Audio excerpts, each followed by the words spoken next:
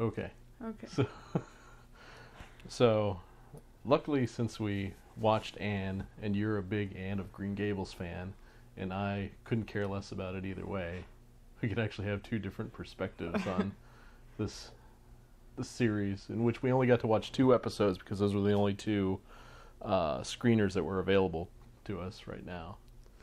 So if you want to just fast forward this and you don't even want to listen to the whole review, let's just say 2 episodes were enough of this series. You don't have to make any more, Netflix. I'm pretty sure they're all made already, but Anne is a slightly, well, actually more than slightly reimagined version of Anne of Green Gables. No. It's not even, no. It's a screwed up, demented version of Anne of Green Gables. Because I have read the books.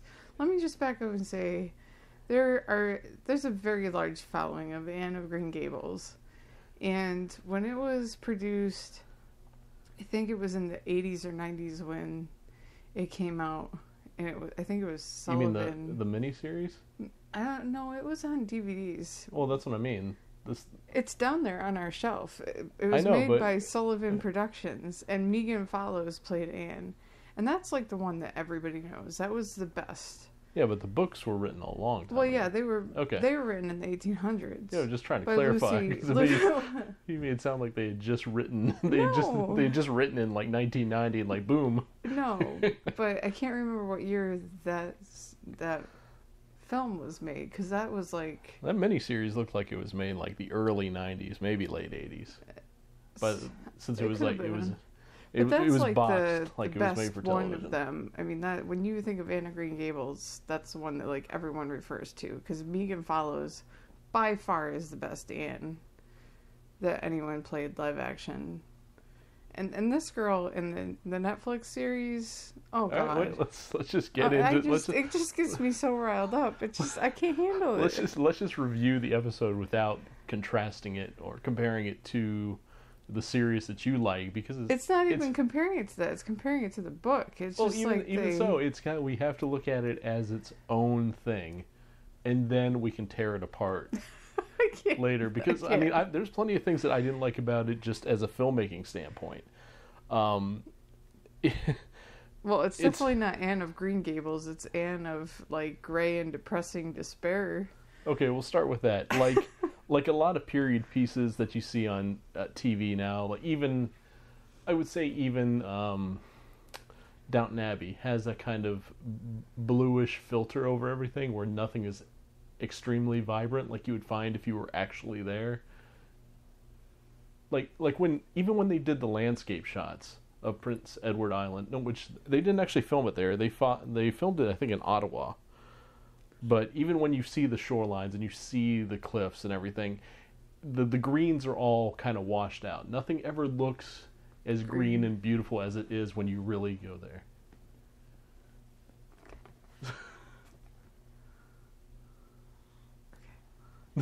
Trying not to wake up a toddler.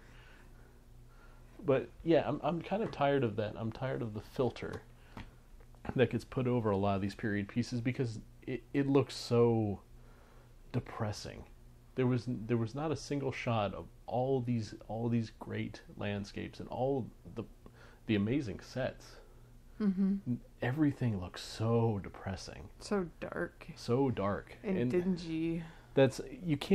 You can make a period piece without having to tone everything in this weird, almost sepia-like style. You can get away with filming it in its natural light and it'll look fine, except if you're shooting day for night, and then of course you have to have a blue filter, but it's just, there was nothing about it that was uplifting, and that's what I'm kind of tired of. I'm tired of everything having to be depressing. Well, and I'm pretty sure, even though it's a period piece, the grass was still green in the 1800s.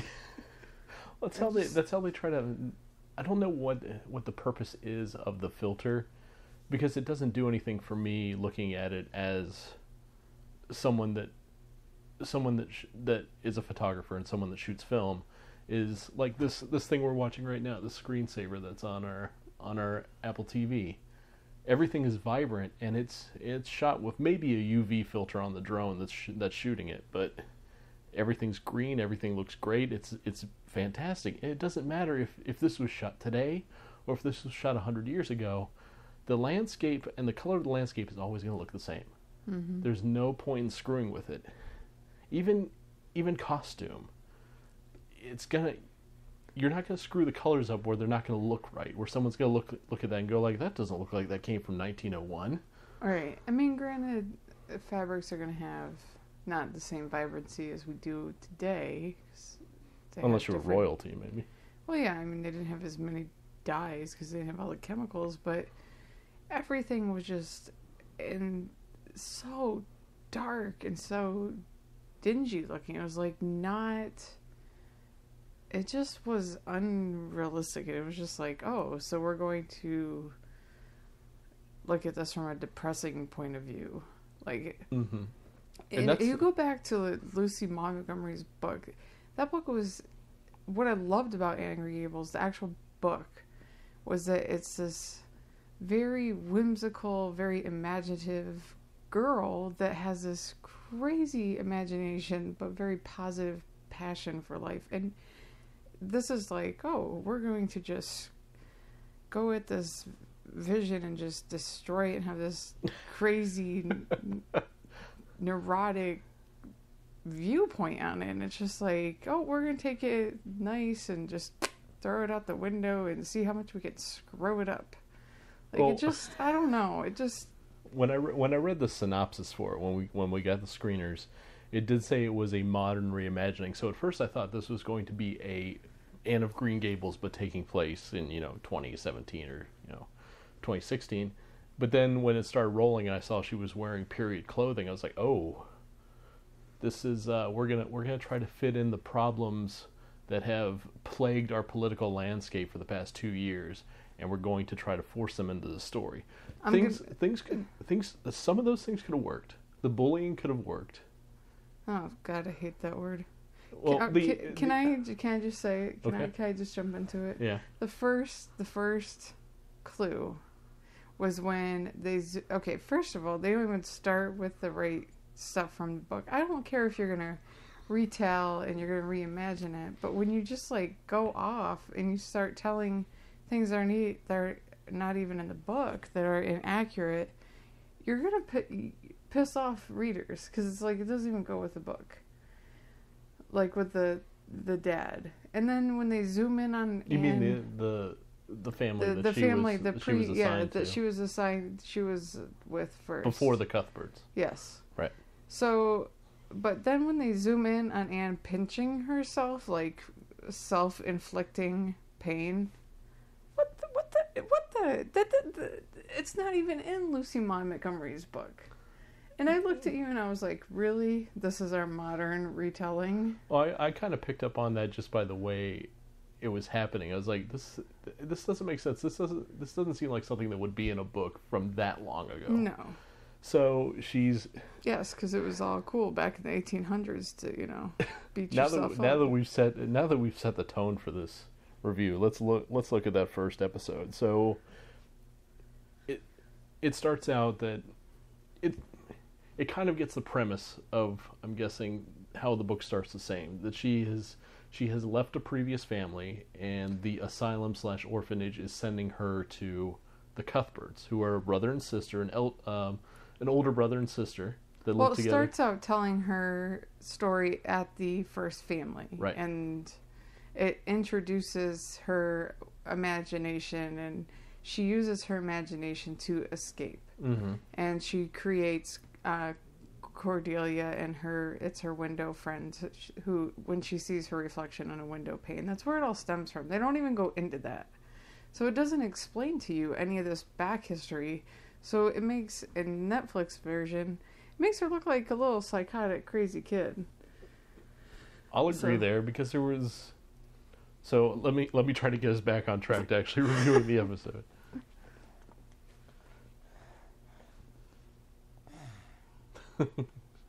Good, she fell back to sleep after you just laughed in her face. Good job. So, it starts out she's on a train heading to the train station that's, I guess, a horse ride away from Green Gables. And Anne is sitting by the window looking out the train window, and there's a baby crying. And this triggers Anne's PTSD. There is no other way to describe it. She has PTSD because of how she was treated by a previous family and by the orphanage. So she goes into a flashback where this woman, or this family, they have several children. Like, it was like 7 kids? A lot. There were a lot of kids. And Anne is doing her best to do her duties by taking care of all these kids on top of whatever the mother's doing. But it's shown so briefly, you have no context of what it was like for her. You're just seeing that she's not being able to do her job, regardless of it's her own incompetence, or if they're overburdening this, 12, 13-year-old girl? Probably younger than that. Okay. A young girl burdening her with all these duties simply because she's an orphan. And then it happens so quickly. It's like you have no reason to feel anything for her, and you have no context into what exactly is going on. And those flashbacks happen, I think, 2 or 3 more times throughout the first 2 episodes. But you have no other context other than, oh, they treated her badly, you need to feel bad for Anne. Like, well, that's not how my mind works. You have to show me what happened to get her to that point. You can't just drop a character in there and show her being treated badly and expect me to feel bad for her. I can't do that. And Anne is portrayed in such a way that she is not a sympathetic character. No, this version of Anne is not good. Like the way that she has mood swings. The way that she speaks is not how Anne is written in the book. She's very sharp. She's very sharp. She's very what was the phrase that I used the other night? Just like uppity, but she's like very snippy, and there's no passion behind her tone of voice at all. Well, I think there's a lot of passion. It's just... See, I don't. I think it's anger. I think it's anger, and I think it's sharp, and it's just... When she's happy, like when she has a new friend, or when she's talking to Mr. Cuthbert, someone that she has a friendly relationship with, there's passion behind her imagination.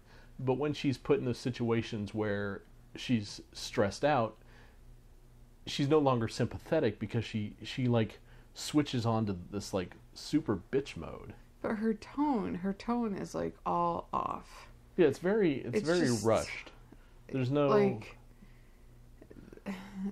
It seems like she's just trying to spout out these soliloquies, like just trying to do it rapid paced. Yeah. Like everything's like boom, boom, super boom, boom, boom, boom. And just And half the time, like when she's, even though I'm gonna skip ahead, in the second episode when she's in the train station and she's reciting poems for money, it doesn't even sound nice, and it sounds like she's rushing through, and these people are just giving her like $1, which is probably a lot of Canadian money back in whenever this happened, and they're just like giving her dollars for her to stand there and just like spout out this poetry at this rapid fire pace. It just it's not believable, even for someone that hasn't read the books. I'm like, I can't buy this. I buy her. I even showed you briefly what the Anne in the other series looked like, and you immediately caught the difference. Like and that's more what the tone is in the books. It's just very, very, very different. It's just, this is so dark and so rushed and so opposite of what the books are like. And I cannot like the show. I'm sorry. I can't. It just gets me so frustrated because it goes against so many things in the book. And just watching how the characters come in, I'm like, that didn't happen in the book, and that didn't happen in the book, and this didn't happen in the book. And it's just like, where did they pull this from? And it doesn't make sense. And it just, oh God. And I love Anne of Green Gables. It's a great story. And it just, oh my Lord. When I started it's looking, just a hot mess. When I started looking into the cast, and even though I knew this beforehand, I wasn't exactly sure who was the creative team behind this. When I saw that it was a producer from Breaking Bad, was one of the one or two writers, it kind of all started to make sense. Is they're trying to put in that same dark tone, but it works in Breaking Bad because you have a dynamic where you have Walter and Jesse, even though they're not good people. Well, Jesse kind of has redemption later on in the series, but neither of them are truly good people, and bad things happen to them, but you keep watching because they are interesting people. And the way that their dynamic with their family, with each other, with the various crime bosses, and with the drug trade as a whole, it's interesting to watch. But here, Anne is not engaging. Even the girl playing Anne, Amy Beth McNulty, she's a good actress, but I think the direction she was given for Anne was wrong. I think it was just flat out wrong, because even the series of Anne of Green Gables you like, it doesn't hook me anytime I watch it. It's not, but it's not your type of show. Right, but here they're trying to make that into a broader audience by giving it that darker tone, because they're trying to hit on a lot of topics that are relevant in quote-unquote the current year. Ugh. And that's where the series started to take a tumble, is when they started introducing Anne as having PTSD and being bullied, which happens relatively quickly in the first episode. The first episode, I think, was an hour and a half long, and the second episode was 40 minutes. So I don't know if we just have the screeners are just cut up weird for us or what, but so she's on, like I said, she's on the train, she has her PTSD moment, and then we cut to the Cuthberts, which I actually thought, as a brother and sister, they did really well together. Yeah. I bought them as an actual squabbling brother and sister, living together, getting on in their age, and needing help to run their farm. All the characters we have seen so far, and Mrs. Lind, they're the only ones that seem relatively comparable to the book. Mm-hmm. Mrs. Cuthbert was... I like how she was very snide at the beginning when she realized that Anne is a girl, because they thought they were getting a boy to help out on the farm. I like that she was so set in her ways that her redemption in the second episode was worth it. Right. And Mr. Cuthbert is actually a very sweet man. He's very sweet. He's believably sweet. He doesn't have to say anything, and he gets the point across that he cares for Anne within, I guess, that first ride he takes from the train station to Green Gables. You could tell he has already grown attached to her. You could just look at him, and he has so few lines, but he conveys them so well with his face. And that's exactly how they are in the books. Right. They don't talk a lot. Well, Mrs. Cuthbert definitely talks does. She runs more than Mr. Cuthbert. She wears the pants, man. Yes, she is definitely the matriarch of that land. So she gets to Green Gables. Mrs. Cuthbert doesn't like her, and then Anne has her first outburst at dinner. With Mrs. Lynn. No, we were going with Beck. Yeah, we're going. I'm trying to take this in order, trying to go in a linear line We can through this tell episode. everything. Well, she has her outburst because she knows that Mrs. Cuthbert doesn't like her, and she goes up to her room and cries, and then... But the outbursts are like, they're over-exaggerated in this version. They're very bratty, and they're over-exaggerated. She goes from like 0 to Mega Baby in a split second. And like when Anne had her outburst, she had her outburst, but they were done so in a more controlled way. Not like a baby. No, not like a brat. Not like when our daughter has an outburst. Who's two? She has her outburst, and then if you haven't read or watched Anne of Green Gables, it goes basically, she has an outburst. They put her on a probationary period to figure out if they want to keep her or not. Mm-hmm. And then along comes Mrs. Lind. Lind, is it Lind? L-I-N-D? Lind, yeah. Mrs. Okay. Lind. So she is a squat, round, very outspoken woman who reminds us of one of our relatives. And immediately upon Mrs. Lind seeing Anne, she insults the hell out of her. I mean, like, worse than, like, I do to people. Like, I can be nasty, but this woman was just outright nasty to a child. And that's the only time it felt that Anne's outburst was kind of warranted. Because she just got a string of insults about her in, like, this 10-second span. So it would make sense for a child to have that react. kind of to react that way. But then after that, when we see her having to apologize to Mrs. Lind, then we see that she is a manipulative child, which immediately takes away any of our sympathy for her. Because when you... Oh, someone's going to wake up. So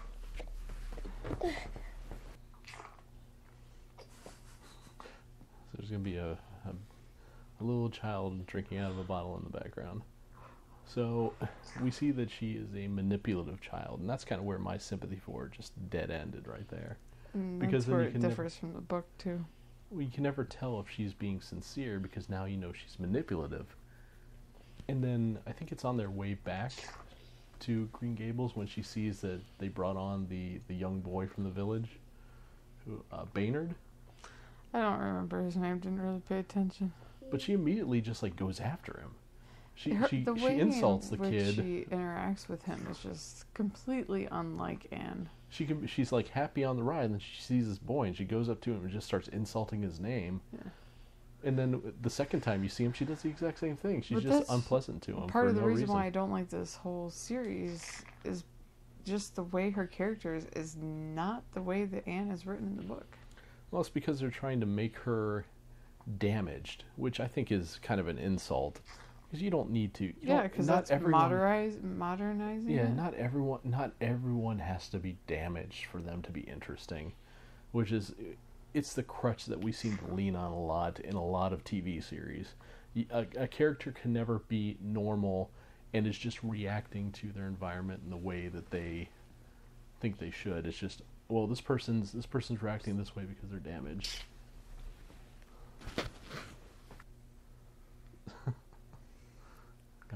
Now I have to speak softly because there's a sleepy baby who's not quite so sleepy.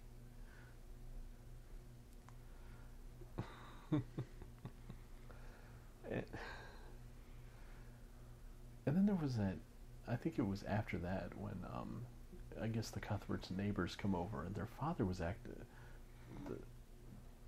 guess the dad that owns the land next to them comes over and he acts really weird. Diana's dad. Yeah, That's her bosom friend. He acts like when he's inviting them over for tea, he's got this weird manner about him, like he's kind of unhinged. It's never really explained. Like he's kind of like, oh, you have an adopted child. Why don't you come over for tea? And you have expected him to have like a chloroform-soaked rag in his pocket. Yeah, it was kind of weird. It was a weird delivery. So she goes over and she makes friends, but the time that they spend together with Anne cultivating this friendship with this other girl is no more than 10 minutes. All her interpersonal relationships, that I'm sure are much more important later in the books or in the other series, are nowhere to be found here. Mm-mm. It seems like she just meets somebody and they're all like, oh, I'm going to be your friend, or oh, I'm going to hate you. It seems like you get one or the other here. It's just so backwards, and I don't understand it. And then the next part of the story is where it took that jump off the cliff and is no longer following the books when the brooch is misplaced and Mrs. Cuthbert thinks she stole it. Which is in the books. But instead of Mrs. Cuthbert finding it and apologizing to Anne, she just accuses Anne and sends Anne off back to the asylum. Well, no, she gets ready. She thinks that she steals it in the book. Mm-hmm. But then she ends up finding it. But where it differs is that they actually send her back. They never actually send her back. Right. She's on a buggy all the way back, all the way on a train, on a boat and then ends up back at the asylum but doesn't go in. Mm-hmm. And I guess that's where it drops everything to do with the book. Yeah. So, and we get another one of her flashbacks that happens a little earlier, is where the parents, or the family she was with before, the Cuthberts, the father has her bent over a stump and is spanking her. I'm hoping that's how it was, because when I originally looked at it, it looked like, is he going to rape her? Because that's what it looked like, the way it was shot. I was like, are we really going to go this dark? But no, he was going to beat her, and then he had a heart attack. Yeah, and that is not accurate. And that was the end of that. And It's then so weird. and then the mother doesn't want Anne's help anymore with the children, even though they are now fatherless. So inaccurate. And then when she is sent back to the asylum after the whole brooch deal, when she got off the train originally, there was that Irishman that was trying to spirit her away by saying he was with her family and was supposed to chauffeur her back to her family. And he's like, "Oh, I've got some sweets." It's like, do we really need pederasty and pedophiles and child kidnapping? It was a throwaway thing. It's too much. It's just too much. Well, it's like, it didn't. come on. It never played a part in anything. It's not like Mr. Cuthbert came and saved her from that. She just backed away and ran off. Well, yeah, because she has no family, so she Right. kinda... So she would be smart enough to understand that. But then he goes up to two other boys and says the same thing to him, and then the scene ends. Yeah. So was that just a quota you had to meet? Like, you had a checklist, like, we need pedophiles and kidnapping, so let's just throw in a scene there where a guy tries to kidnap her, but it's over within a couple minutes. It's just a lot of throwaway if they were scenes. modernizing it, boy, we live in sad times. Like, it's just really depressing in our times, if that's what our modern times have come to. Jeez. And then she manipulates the milkman into taking her to a different train station. And by this time, they've realized that the Cuthberts made a mistake, and they send. Oh no, Matthew. he was already on the way. Yeah, he was already on the way, but in the interim between her getting on the train and her sleeping outside the asylum, that's when they finally figured it out. So she manipulates a milkman into taking her to a train station, and then at the train station she is reciting poetry poorly for money. And a lot of people are giving her money to recite bad poetry. Or not bad poetry, but poetry just told in a very Just awkward, spoken. a very cringy kind of way. Like if you were to find a teenager's YouTube account where they're reciting poetry, like a 13-year-old that just discovered Edgar Allan Poe, and they're being overly dramatic in the recitation of like, I don't know, The Raven, which seems to be like the popular thing that everyone like, oh my god, The Raven, it's so dark. But it was kind of like that, and then Mr. Cuthbert magically shows up and whisks her away back to Green Gables, but she still has meltdowns. It's just, I don't know. And she's upset that Mrs. Cuthbert is not being forward about apologizing to her and showing her emotion, which she should have understood already that that's the way Mrs. Cuthbert is. Miss Cuthbert. Miss. Brother and sister, not Mrs. And then, following that, they take her to her friend's birthday party. And I don't think it's a birthday party. I think it's like a Sunday school thing. Okay. Well... Which is where they originally, Anne and Diana, meet in the books. Okay.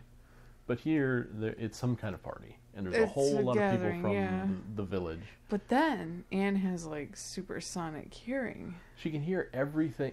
She's either having an episode where she's so self-conscious that she thinks everyone around her is saying something negative about her, or everyone at this party is a complete dick to this girl. Because they're catcalling her. This one guy calls her a dog. They just make these remarks about the Cuthberts must be insane for keeping a female orphan. It's like every single person at this party of at least maybe 30 or 40 people are just absolutely horrible to this girl. And she runs off and has another episode, and that's when her and Miss Cuthbert make up, and they decide to bring Anne into the family officially by adopting her with the family Bible. I guess that's a legally binding contract. That is nowhere in the book. Yeah, they bring her into the parlor where they have this huge Bible set up in front of a fireplace with the fire lit, and all she has to do is sign her name, Anne Shirley Cuthbert, and date it, and all of a sudden that means that she has taken the Cuthbert name and she's somehow a part of the family. I don't know of any legal document where you can just say I signed a Bible and that makes it legally binding. I'm gonna take a Bible around, I'm just gonna have people sign and be like, well, now you're my slave. So weird. You are now my child. You sign this Bible, you 40-year-old man. Yeah. And even at that point, she was still obnoxious because she kept trying to change her name. So you have this elegant Bible that she keeps scratching out her name and writing in different names because she's just not happy with her birth name. And that's where the second episode ends. In that awkward moment, you're like, okay, she's part of the family, I guess. If I didn't know there were 6 other episodes to come after this, I would figure that was the end of it. Like, we were just shown this really weird tale, and that's the end. It just leaves you absolutely not wanting... It definitely leaves you not wanting to watch anymore. No, I have no interest in it. And it sucks, because as soon as you sent me a message saying, they're doing Anne, I was so excited, because I love this series. And Mike knows this, because he's not a fan of Anne. I love Anne. I have no real exposure to it. It wasn't required reading when I was a kid. It wasn't required reading when I was a kid. They didn't even try to show us that series. Like, they would have showed us, like, where the red fern grows and movie adaptations of books like that they showed us. It wasn't... I wasn't into it when I was a kid. I was into it when I was a teenager. I loved it. That's when I started liking period pieces. Which you didn't know what they were called until you met me. Let's not discuss this right now. You thought when I said period pieces, you thought I meant movies that women watch when they're menstruating. You didn't know that I meant it is a historical period piece, as in the period of time. You thought I was just being vulgar. Can you please edit this part out? No, because that's hilarious that you thought it was like, oh, this is a movie women watch when they're gushing from their vaginas. Because I am that much of an asshole that I'll say that. Okay, anyway. So let's get into the comparisons of what is so different from the books and the series that fans of Anne of Green Gables will probably... You're going to have to prep them for, because if they go into this thinking it's going to be exactly the same... Don't watch it. Well, I guess within the first 15 minutes, they're going to notice that this is not an upbeat series. From the beginning, it doesn't even... When it starts out with her at the old family, it's totally inaccurate. I mean, there's just so much... There's so much inaccuracies from the book, even.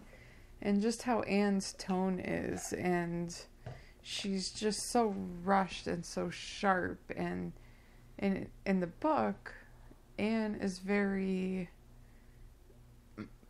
I would say, kind of more soft-spoken and lures you in.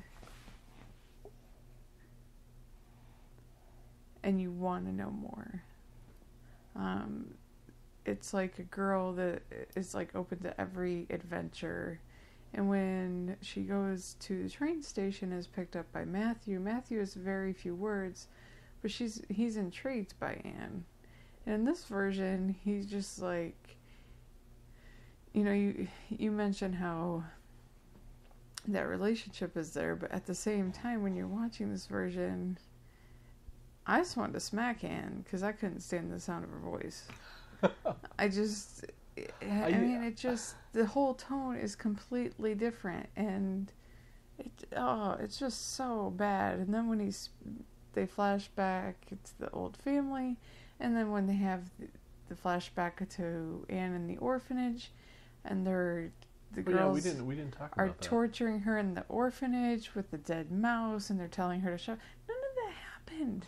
None of that happened. They really had to force in that Like, bullying thing. and she was pinching herself so bad she got a bruise. Like, none of this happened. Why is it when you're going to compare it to, you're going to modernize it, that all of a sudden this person has to be damaged? Is that what modernizing stuff is now? Well, that's what I said earlier. Yeah, it's. I mean, it's just... You can't. It takes. I know you said that earlier, but I think it's a crutch, like I said, that in order to build intrigue or to build interest, the shortest way possible is to make a person damaged. No, it just wrecks it. You took a good book let's look and at it wrecks it. let's look at Gotham. Let's look at James Gordon in Gotham. James Gordon in Gotham is a lot different than the source material he's based on. But I don't know any of that material, so I can't compare that. But I can tell you because I know it. And that's why you don't watch it anymore? That's one of the reasons I got disinterested in Gotham, is because he is so damaged. Instead of being a stand-up guy, a good policeman, just a normal guy who's trying to rein in a city full of madmen, here in Gotham, he is a damaged, psychologically damaged person who doesn't know where that line is, where he doesn't step past being a cop into being a vigilante. And in Gotham, they totally just, like, whatever. He'll do whatever now. He's got no principles, except for when it matters in the story. It's like he's just a device. Like, he's just a gun that they point at whatever problem in the episode they need to take care of. They just point him at it and just let him go. Now, if he wasn't James Gordon and he was a completely different character altogether, he might be interesting on his own. Right. But when you're taking characters that those of us have grown up reading Batman comics and known for years, and you just kind of throw it all out the window, yeah, you're gonna lose interest in people that are Batman fans. Like, I can't get into it anymore, even though I know, like, when we watch it and we see a villain and I tell you who it is before, like, within the first couple minutes they're on the screen, because I can identify it, but then I lose interest because it's no longer that character that I know. Right. There's nothing like when they introduced Clayface, I was like, oh, maybe they'll go into the background of Clayface, that he was an actor and he got disfigured and he got hooked on this stuff that would help him rebuild his face, and then he overdosed on it and he became this giant creature of clay. No, he's just like, oh, Doctor Strange created him, he puts on this little molding mask and he turns into whoever. Like, that's not interesting. You just shot a fucking cannon in my face with all this information, and you're not giving me a chance to digest it. You're just like, boom, here it is. Yeah. It just, no, it's just very disappointing with what they did with it.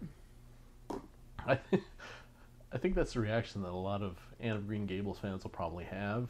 And then the rest of us that are interested in period piece movies will just, there was nothing to latch on to me. I just couldn't, like, even though I'm watching this to review it, there were times I just got up and walked off. Yes, you did. Because I was like, I think I already know how I'm going to review this, and missing 5 minutes of it's not going to change anything. Nope. Like that, like first seasons of shows we really love that we watch. Yeah. We are engaged in them. Gotham is one of them. Right. Even Agents of S.H.I.E.L.D., even though we hated Sky, we still went all the way through Agents of S.H.I.E.L.D. Yeah, it's Arrow. All the way, the first 2 seasons of Arrow, loved it, and then they just started just muddling it and changing the formula and making the characters just unrelatable.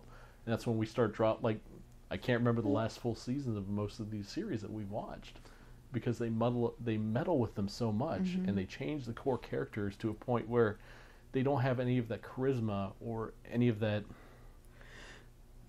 radiance that brought us in. They become grating. And Anne started that way from almost the beginning. It gave us a grating character that we couldn't care about at all. Like, I had no sympathy for her.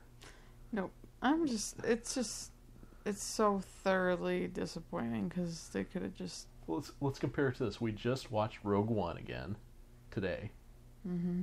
And I had more emotional investment in... Well, you watched most of Road One. I was mostly zoned out. I took a small nap during it.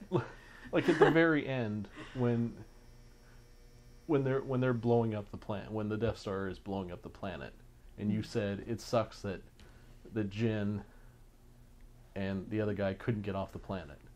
It's because we actually had emotional investment, even though we were with these characters. What, maybe 2 hours? Yeah. There's more emotional investment in that.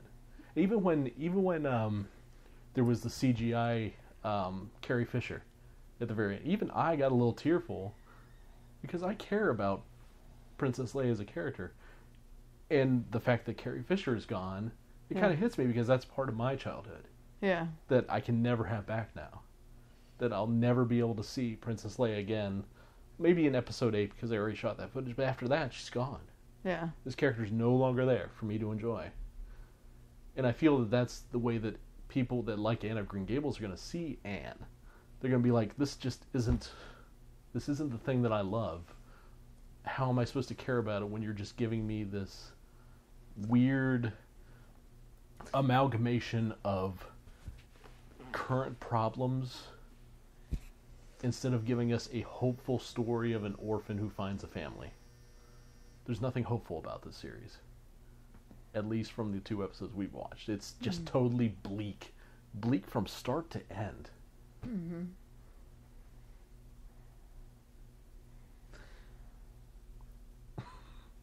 This is one of those very few Netflix series that's just... Blah. Yeah.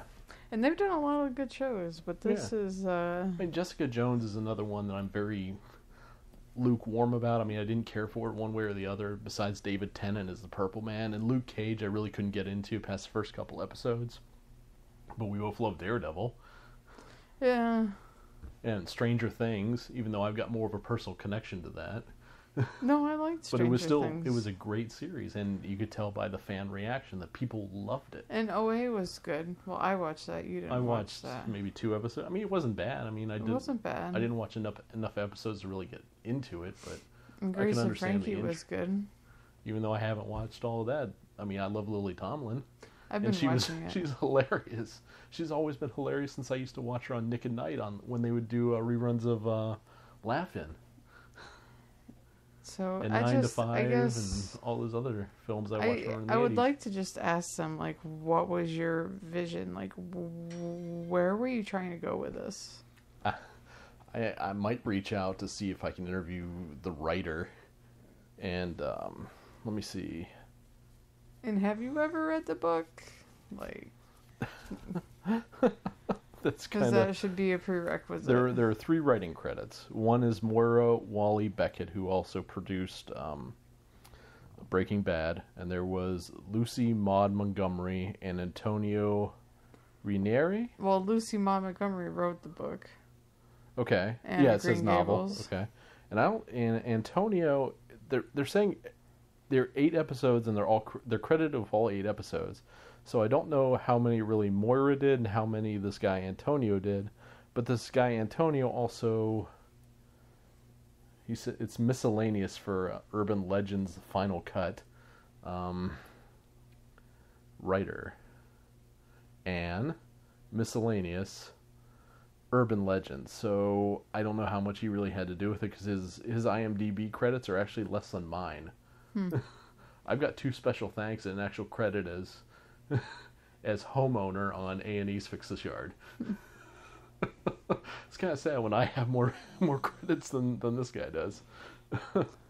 So I'll make the safe bet and I'll say Moira Walley-Beckett probably wrote the screenplays for most of these. And her credits include producing Breaking Bad, producer of Anne. Well, she also produced Anne, and NYPD Blue. She was an actress. So I don't know. I mean, I could say that I would not be interested in watching it all the way through unless there were some major changes in the 3rd episode going forward. But if you've lost me by the first half of the first episode. That's about it. And I would say if you're a true Anne fan, if you do watch it, good luck. You may be disappointed. Most likely will be disappointed. And if you're not an Anne fan, don't start with this one. It won't make you an Anne fan.